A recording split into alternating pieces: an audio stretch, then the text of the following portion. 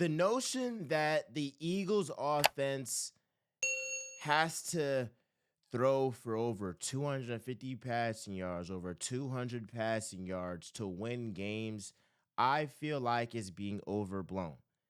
Yes, could the passing game be better? For sure.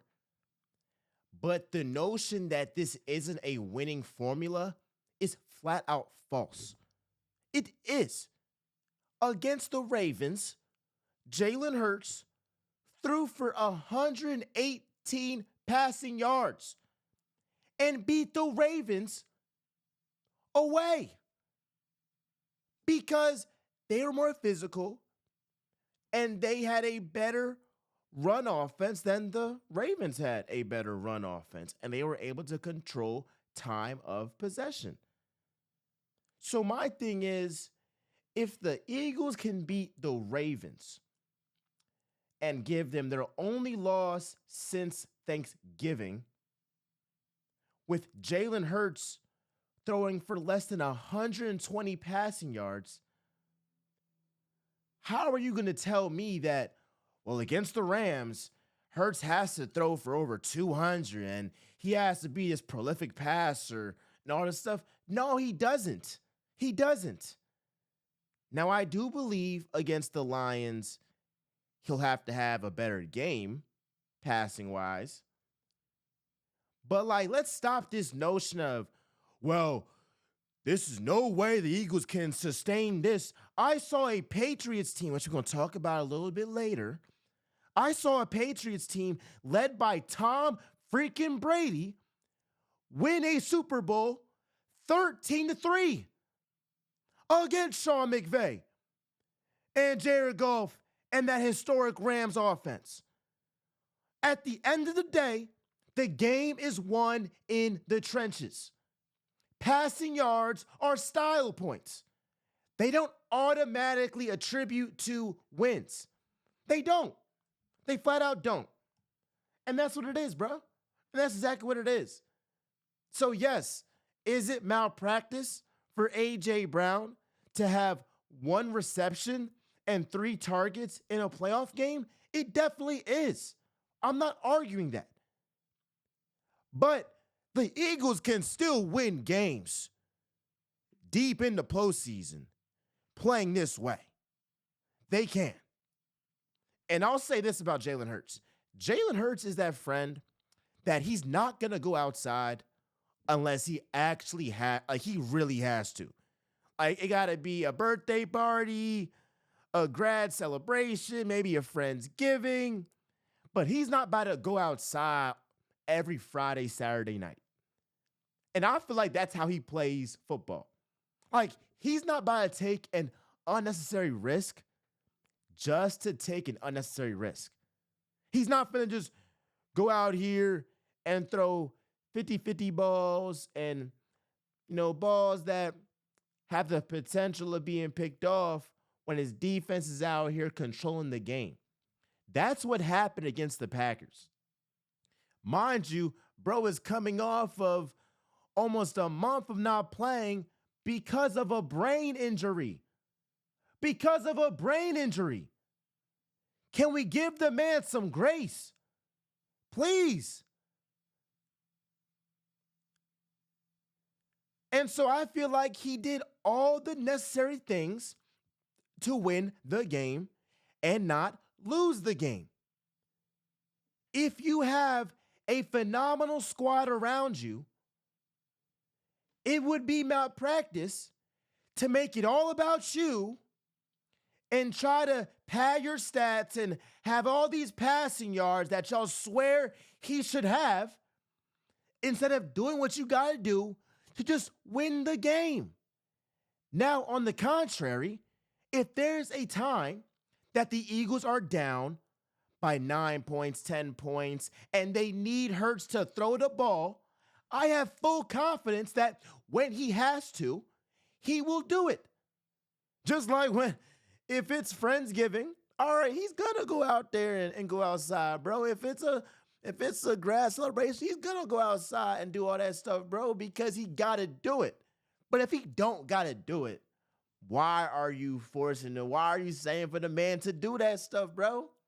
We saw a guy in Sam Darnold throw 50-50 balls and he got picked off. Jordan Love throwing 50-50 balls and got picked off. We can't say Hurts, stop turning over the ball. And then he's extra cautious with turning over the ball. And now it's, well, why aren't you taking more risk? What is it then? Do you really want to win, or do you just want to have gaudy numbers and lose? What are we talking about? Because I saw a guy in Tom Brady win his first Super Bowl passing for less than 200 passing yards. I know that it is a offensive league, bro. It really is. But defense at the end of the day is still winning championships. And the Eagles have to lean on that. And that is why when I look at 2024 Eagles compared to the 2022 Eagles, I firmly believe the 2024 Eagles are much better because their defense is the best unit. It is. And that's pretty wild for me to say because coming into this year, I had the Eagles getting to the Super Bowl, but that was primarily because I thought the offense would be 1-2 at worst, and that the defense would be essentially like middle of the pack, best case scenario. Because if you got a great offense and you got a middle of the pack defense, oh yeah, no, you're going to be in some games for sure, for sure, for sure, for sure. Here is another element of it. And this might get some Eagles fans upset, but you got to take your feelings out of it and just look at the facts. Kellen Moore is not that much better than Brian Johnson. Brian Johnson was working with DeAndre Swift, who I believe is a really good running back, but it's DeAndre Swift, it's Saquon Barkley. It's Saquon Barkley, that's legendary, that's Hall of Fame, that's a different level right there. All I'm saying is Brian Johnson ain't have no Saquon Barkley. He didn't. And when I'm looking at what he's done with the Commanders and being the quarterback coach and the passing game coordinator for them with essentially no weapons outside of Scary Terry, you got to tip your cap. Yes, Cliff Kingsbury gets some credit, a whole bunch of credit, for sure. But it's not a coincidence that Jaden Daniels is having the career he's having right now under Brian Johnson, and Jalen Hurts in 2021 and 2022 made the playoffs both times. And in 2023, Brian Johnson was far from perfect for sure. But the reason why the Eagles were a first-round exit was because they had the 31st ranked pass defense. And the defensive unit as a whole was really ranked bottom 5 in the league the whole entire year.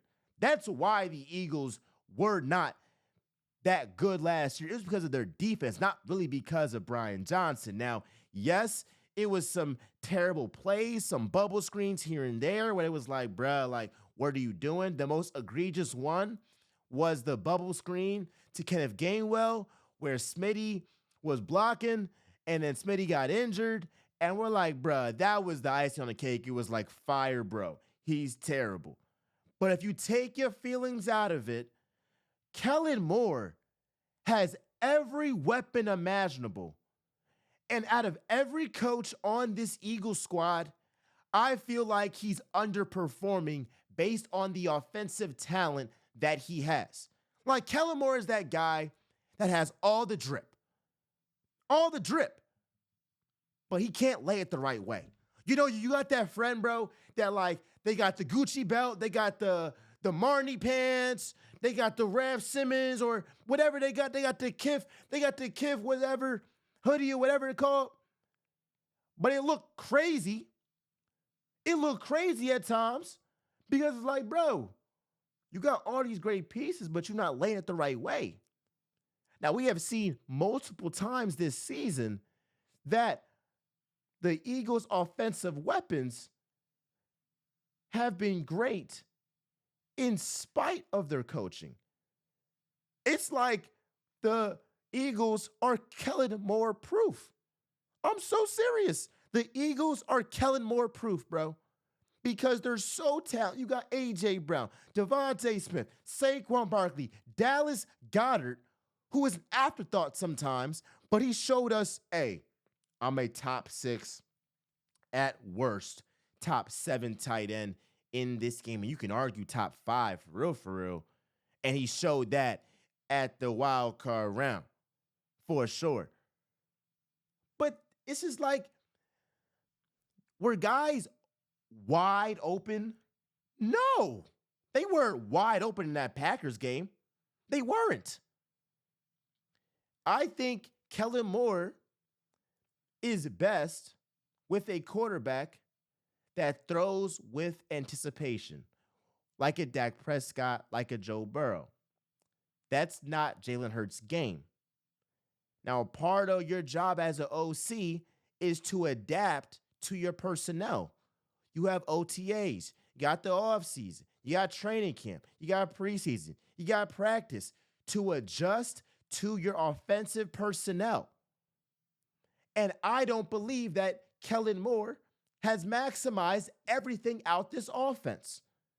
So I think two things can be true. I believe the Eagles can beat the Rams playing the way they did against the Packers. Because regardless of what you might think with the offense, defense wins games. It's ultimately the battle of the trenches. If you win that, which I believe the Eagles have a big edge in that aspect, you will win games. And I saw the Eagles against the Baltimore Ravens go out here, win the trenches, and with Hurts throwing for less than 120 passing yards, beat the Ravens, bro. Beat the Baltimore Ravens. That very well might meet the Eagles in the Super Bowl. But what's also true is that Kellen Moore is not maximizing everything that this offense has. And that's a fact as well. Let's talk about Matthew Stafford and this Rams team real quick, bro. The thing with Matthew Stafford, this has been one of his worst years against pressure. One of his worst years against pressure. Now, I'll give you, against the Vikings, he was phenomenal against the blitz. Vic Fangio, he don't like the blitz. He does not like to blitz. If you can get pressure with 4, the Eagles are going to win in a blowout. Jalen Carter needs to have an unbelievable game. He has been lights out since the bye week. He has been a top 3 defensive tackle in this game. You could argue top 2 sometimes, but against the Rams, bro, Jalen Carter is so great that his teammates have career highs because of him. Like Milton Williams, who is a phenomenal player, had his best game of his career against the Rams because of the double teams that Jalen Carter attracted. And so that frees up space for Milton Williams to go off, for a guy in Nolan Smith who's been on a tear to go off, Josh Sweat, I did that celebration, and other guys, Jalix Hunt, let's hunt. So it's a bunch of guys on this team that benefit from the brilliance, from the excellence that Jalen Carter brings, that he brings. The linebackers, let's talk about them real quick.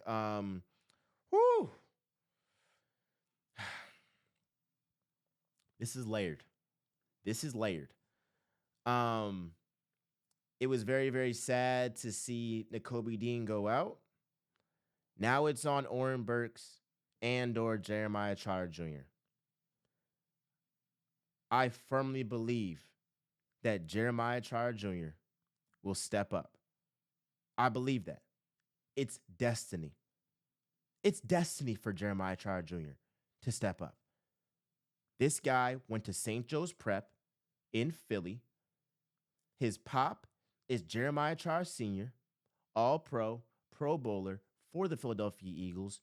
You better bet that Pops is saying something to his son throughout this week, and he's getting the best advice he could ever get with his pop being Jeremiah Trotter Sr. So it's literally destiny for this guy to step up in the absence of Nakobe Dean and play his tail off in the playoffs and help the Eagles reach the Super Bowl, and not only reach that, John, but win that, John. That's what I feel. That's what I feel like Jeremiah Trotter can do, bro. And I know that he's had limited snaps and all that stuff, bro. But let me just read these stats to y'all real quick, bro. I'm going to talk about this man, 5th round pick. He had half a sack against the Dallas Cowboys, 11 tackles, a quarterback hit as well against the Giants. So look, he played against the Cowboys and Giants and had a quarterback hit and had half a sack. I'm just saying, in limited snaps, I know it's against lesser opponents, but in limited snaps, he's been effective. I trust him. Oren Burks, I think he set the tone very, very well with that forced fumble that Trotter Jr. ended up recovering. There's a debate on whether he did or did not. Hey, he recovered it. I'll just say that. Hey, whatever. Oren Burks has been great on special teams, but look, Jordan Love was picking on him. He was, bro. Jordan Love went 5 for 5, 62 yards when targeting Oren Burks for an 118 passer rating. Burks also missed 3 tackles.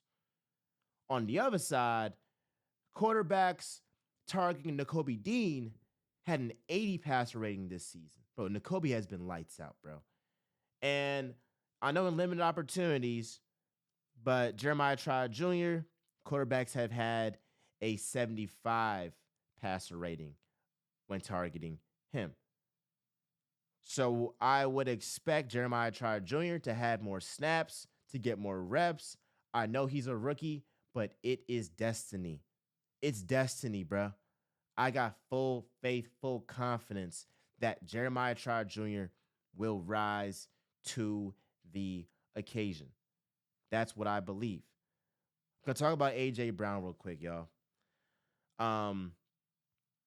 I think the number one thing that bothers me with the A.J. Brown dialogue is that people don't realize the mentality that A.J. Brown has of like, you know that he's upset when he doesn't feel like he's making an impact on the game. And I feel like him reading that book was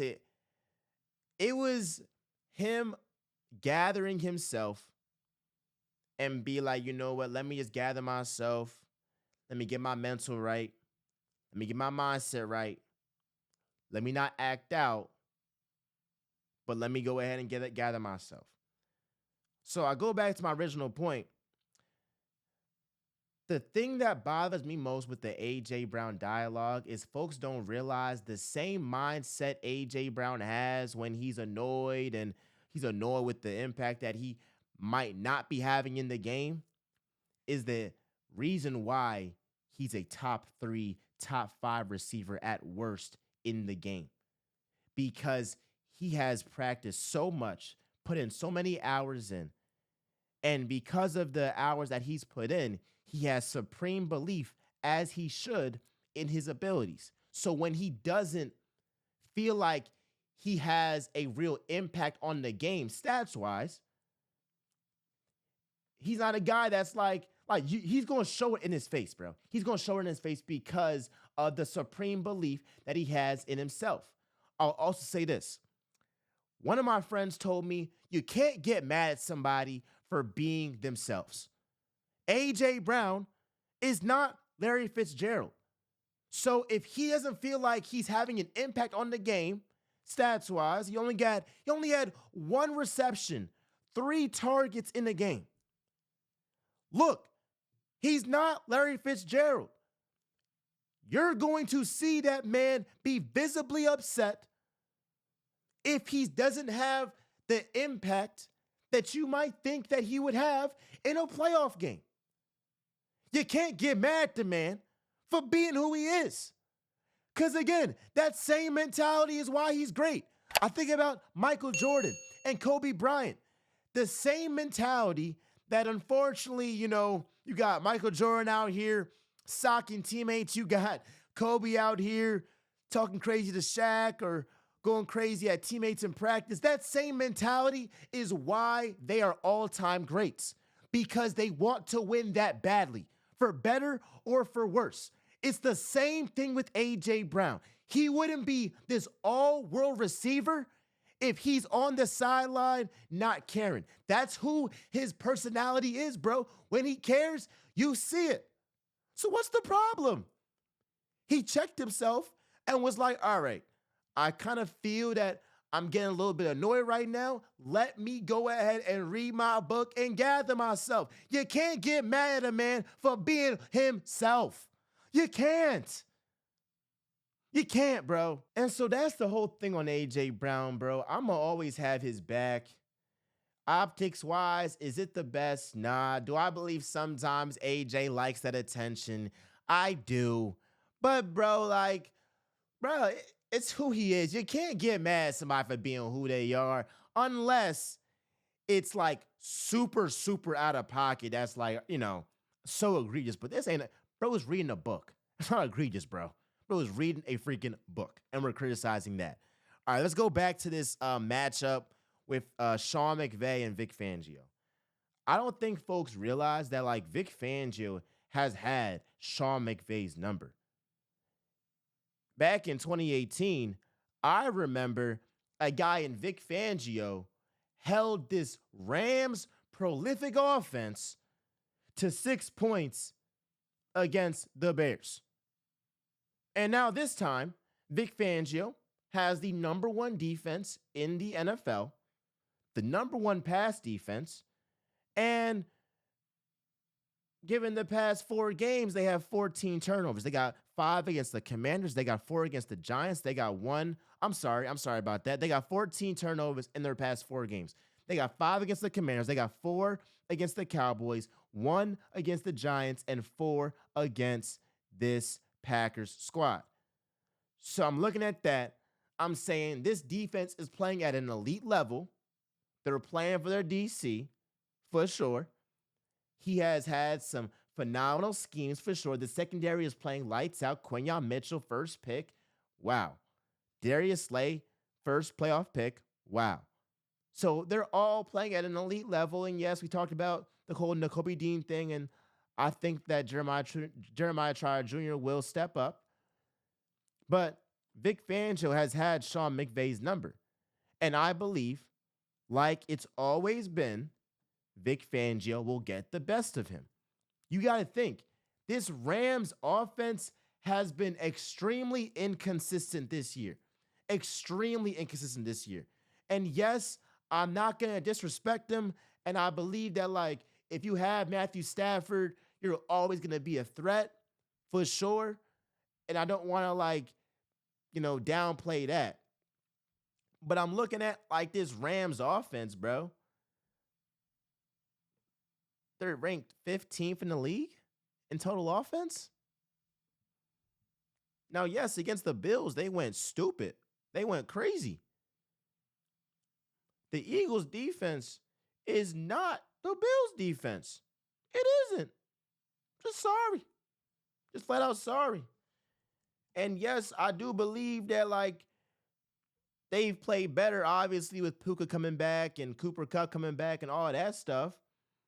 But, against the Saints, had 21 points. Against the 49ers, had 12 points. Against the Jets, had 19 points. Against the Cardinals, had 13 points. It's not like they're just blowing teams out or just in all these shootouts. The one shootout was against the Bills, and I'll give them that. And that's why they always have a puncher's chance. But against the number 1 ranked defense in the league, And I think Taylor Higbee is dinged up. I saw him he left that game.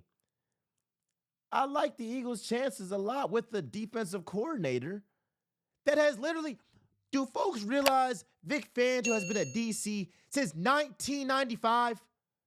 That's 6 years before I was born. My parents did not meet. Well, they might have met. My dad might have pulled a move or whatever. But like, bro, I was not a thought. I was not a thought at all. Bro has been doing this for a while. And Sean McVay is one of the best offensive play callers in the NFL. Top 2, top 3 at worst. But Vic has had his number. He has. That's what it is, bro. That's exactly what it is. Here's my last point, and I'm going to log off. You can't compare what Kenny Pickett and Tanner McKee did against the Cowboys and the Giants. I can't believe I'm saying this. You can't compare that to Jalen Hurts against the freaking Packers in the playoffs. How are we comparing two non-playoff teams with putrid defenses compared to a playoff team that has won a playoff team that has won double-digit games this year?